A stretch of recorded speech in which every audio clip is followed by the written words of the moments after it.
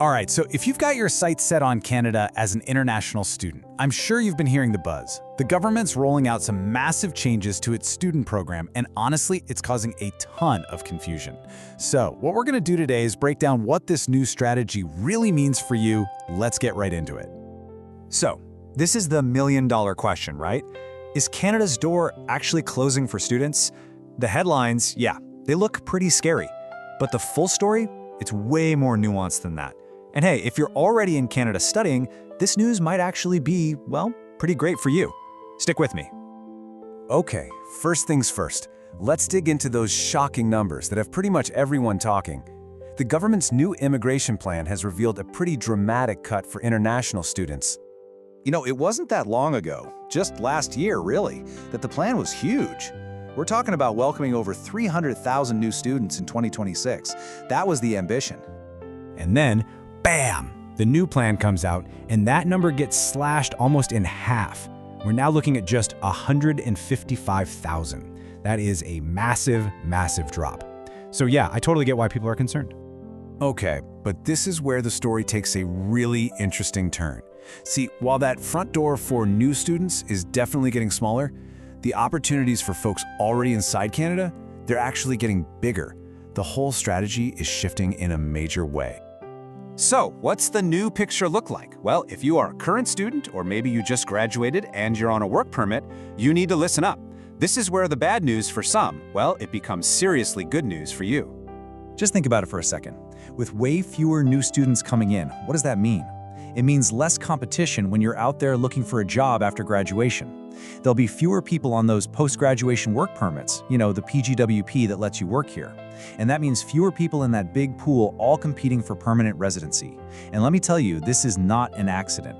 This is a very deliberate move by the government.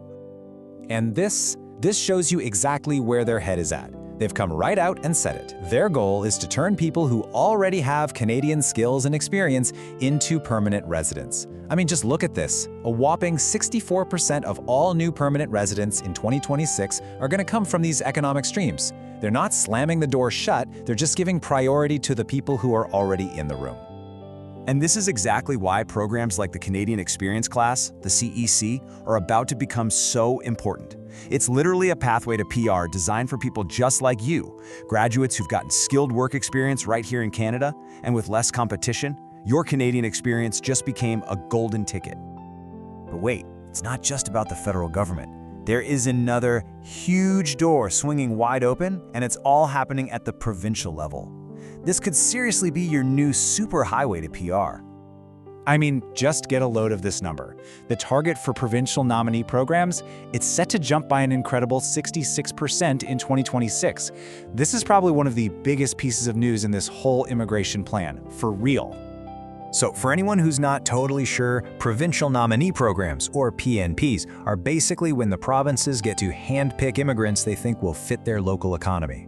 And guess who they absolutely love to pick? You got it, people who've already studied and put down some roots in their province. So what does that 66% boost actually mean for you as a student?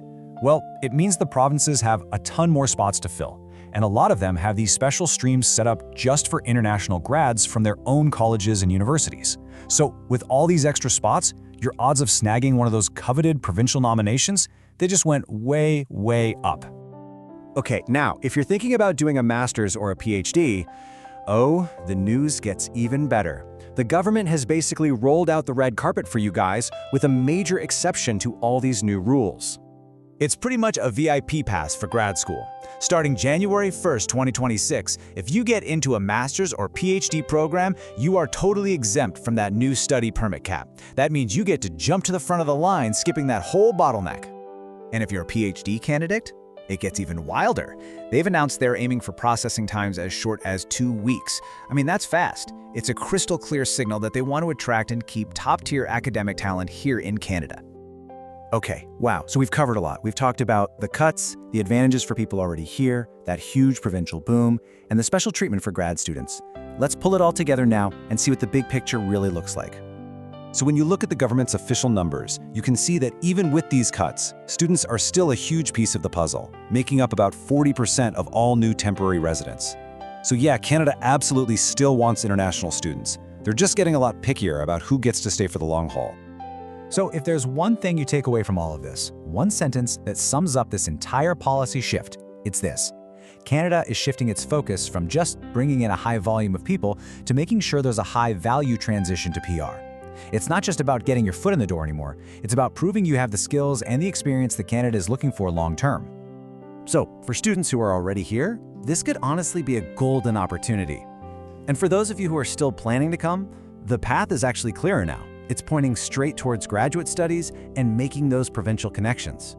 So, I'll leave you with this question. The rules of the game have definitely changed. The real question is your strategy ready for it?